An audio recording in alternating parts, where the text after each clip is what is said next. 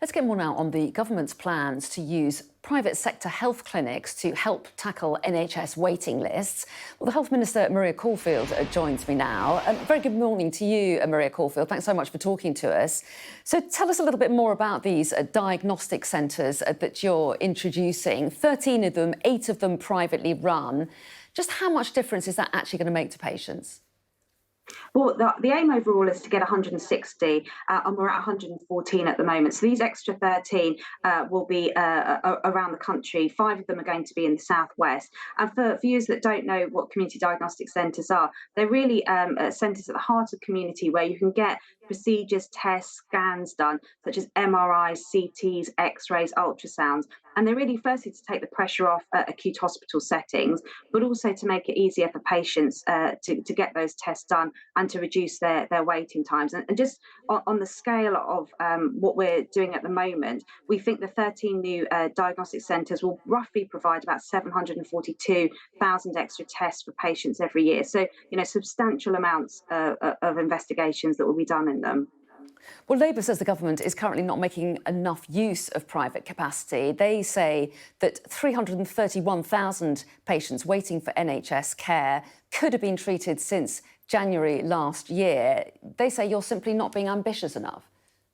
Well, the Labour are all over the place on this because that's what Wes Streeting, the Shadow Health Secretary, says. But Angela Rayner, the Deputy Leader, says we shouldn't be using the independent sector at all. And if you look at, what we've announced today, this is for England, where we run the health service in England. In Wales, for example, Labour still have over 30,000 patients waiting 2 years or more. So perhaps, if they're keen on this idea, they're very happy. I'm very happy for them to borrow that so they can introduce something similar in Wales, because we've virtually eliminated our 2-year waits in England and our 18-month waits too. And our focus is on getting as many patients their tests, procedures, scans, checks as possible. And these 13 new ones are a combination of 5 of them will be under NHS provision, 8 will be under the independent sector. But for patients, what it means is they will get their tests much quicker, and they're still free at the point of use. So it still is an NHS service, just being provided by independent providers.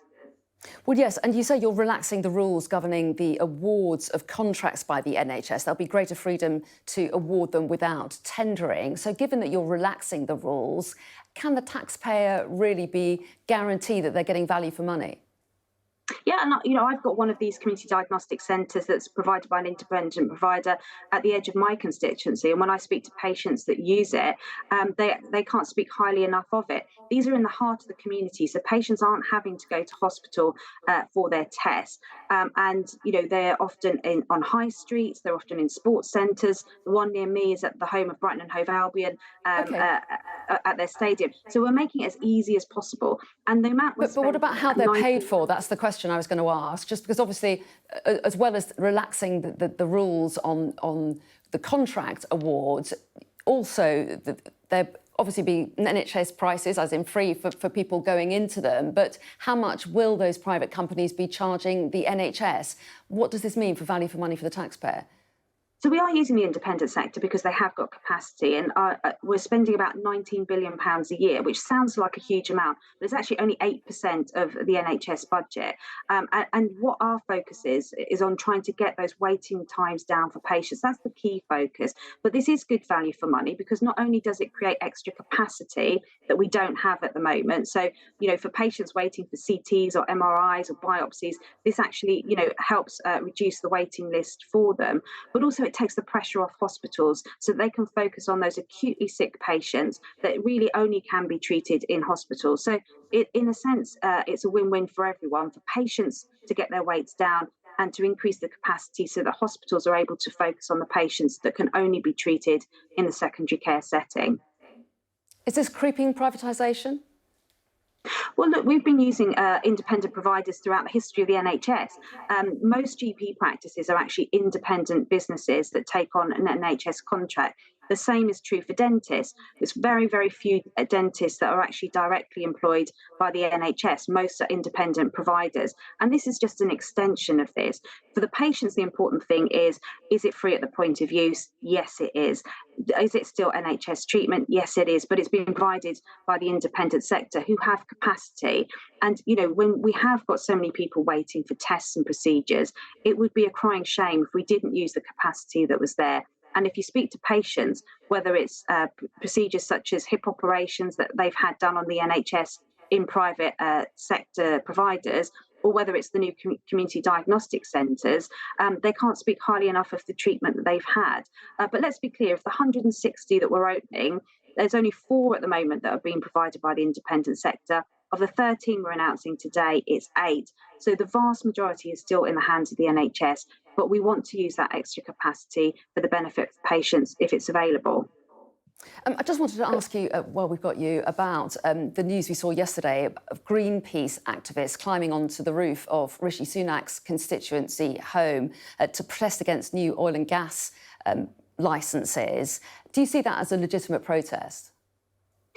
We've been very clear. We introduced the Police Crime Sentencing and Courts Act only very, very recently, and those protesters were arrested under that new legislation, which the Labour Party once again voted against.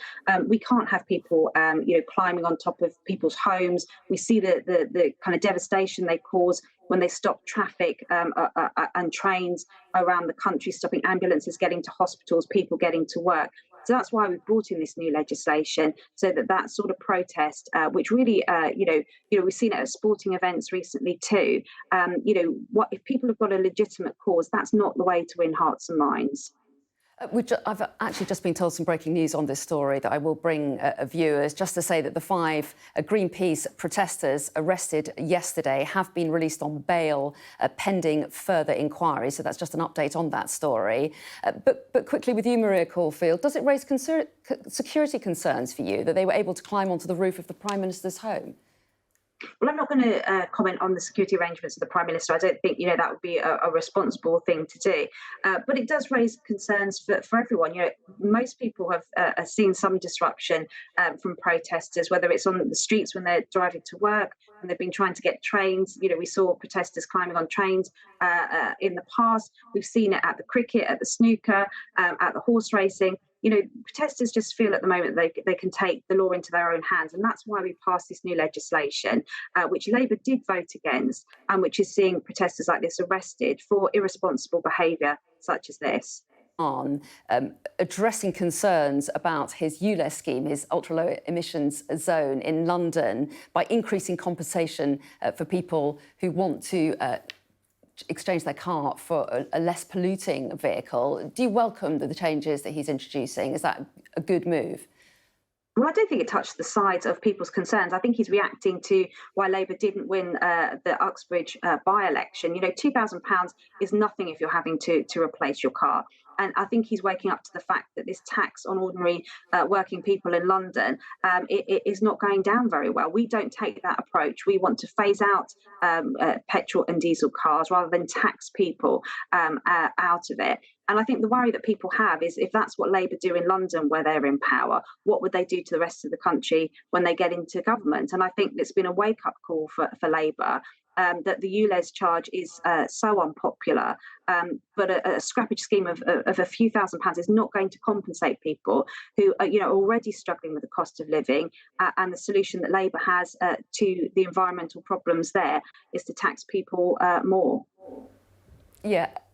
Just to say, Maria Caulfield, you said when Labour get into government. I assume you meant if they get into government. No, absolutely. But that's the concern that people have. If that's what they do when they're in power in London, what would they do if they did get into government? And I think the Uxbridge result showcases how nervous people are of a potential Labour government. OK, Maria Caulfield, we appreciate your time. Thanks so much for talking to us this morning. Thank you.